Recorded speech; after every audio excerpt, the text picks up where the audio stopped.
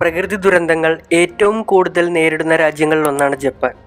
എന്നാൽ ഈ ജപ്പാൻ തന്നെയാണ് ആഗോള രാജ്യങ്ങളിൽ GDPയിൽ 4ാം സ്ഥാനത്തുള്ളത്. പറഞ്ഞു വരുമ്പോൾ അമേരിക്കയുടെ ആറ്റം ബോംബ് മുതൽ 1500ഓളം ഭൂചലനങ്ങൾ വരെ നേരിട്ട ഒരു രാജ്യമാണ് ജപ്പാൻ. എന്നിട്ടും എങ്ങനെയാണ് വെറും 12 കോടി മാത്രം ആളുകളുള്ള ഈ രാജ്യം നമ്മുടെ ഇന്ത്യയെ GDPയിൽ മറികടന്നത്? ഇതിനുള്ള ഏറ്റവും വലിയ ഉദാഹരണമാണ് ജപ്പാന്റെ തലസ്ഥാനമായ ടോക്കിയോയിൽ സ്ഥിതി ചെയ്യുന്ന പിസോ ഇലക്ട്രിക് ടെക്നോളജി ഉപയോഗിച്ചുണ്ടാക്കുന്ന വൈദ്യുതി. പിസോ എന്ന വാക്കിന്റെ അർത്ഥം മർദ്ദിക്കുക എന്നാണ്. മർദ്ദിക്കുന്ന വൈദ്യുതി, അല്ലെങ്കിൽ മർദ്ദിച്ചുകൊണ്ടുണ്ടാക്കുന്ന വൈദ്യുതി, അതുമല്ലെങ്കിൽ പ്രഷർ അപ്ലൈ ചെയ്തുണ്ടാക്കുന്ന വൈദ്യുതി. ഇതാണ് പിസോ ഇലക്ട്രിക് ടെക്നോളജി കൊണ്ട് ഉദ്ദേശിക്കുന്നത്. ഇതിനായി ജപ്പാൻ ഉപയോഗിക്കുന്നത് അവരുടെ സ്വന്തം ജനങ്ങളുടെ കാൽനടയാത്രകൾ അഥവാ ഫുട് വാക്സ് ആണ്.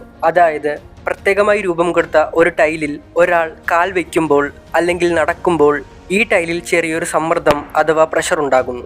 ഈ സമ്മർദ്ദം പിന്നീട് വൈദ്യുതിയായി രൂപാന്തരപ്പെടുത്തുന്നു.